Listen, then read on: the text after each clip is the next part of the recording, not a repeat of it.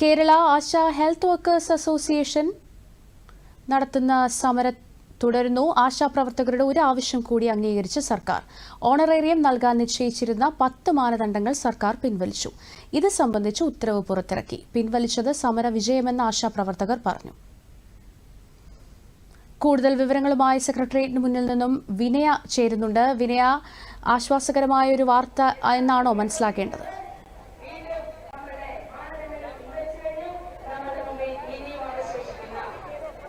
ഇന്ന് ആശാവർക്കർമാരുടെ സമരം 36ാമത്തെ ദിവസമാണ്. ഈ 36ാമത്തെ ദിവസമാണ് അവർ ഈ സെക്രട്ടേറിയറ്റിന് മുന്നിൽ ഈ വലിയ സെക്രട്ടേറിയറ്റ് ഉപരോധം തീർത്തുകൊണ്ടിരിക്കുന്നത്.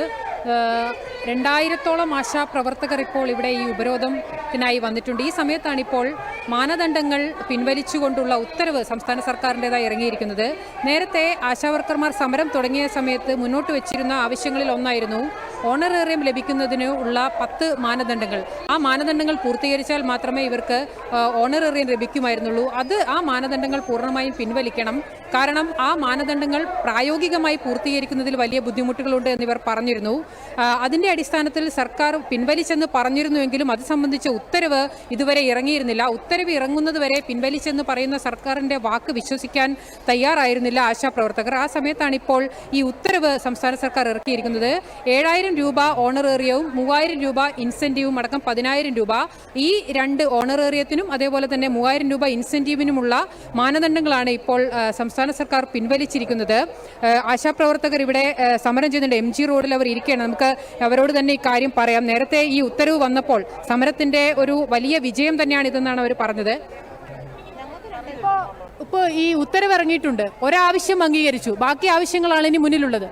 തീർച്ചയായും മെയിൻ ആവശ്യങ്ങൾ ഇനി നിൽക്കുന്നേ ഉള്ളൂ. ഇത് നമ്മൾ 4 ആവശ്യങ്ങൾ ഉന്നയിച്ചതിൽ ഒരെണ്ണമാണ് നമുക്കിപ്പോൾ നടപ്പിലായത്.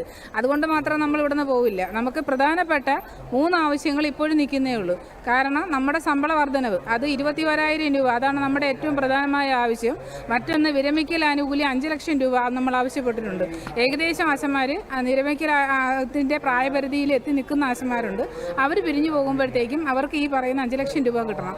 അതേപോലെ പെൻഷൻ പറ്റുമ്പോൾ അവർക്ക് പെൻഷനും കൊടുക്കണം. ഇതാണ് ഞങ്ങളുടെ പ്രധാന ആവശ്യം. അത് കിട്ടിയിട്ടേ ഞങ്ങൾ സമരം അവസാനിപ്പിക്കത്തുള്ളൂ.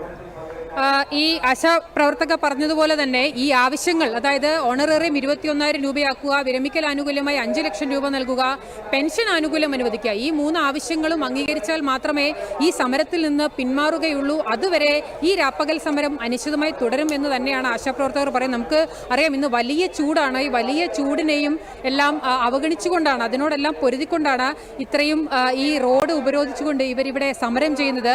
എന്തൊക്കെ തന്നെ നേരിടേണ്ടി വന്നാലും, കാരണം ഈ 36 ദിവസത്തിനിടെ ഈ സമരവുമായി ബന്ധപ്പെട്ട്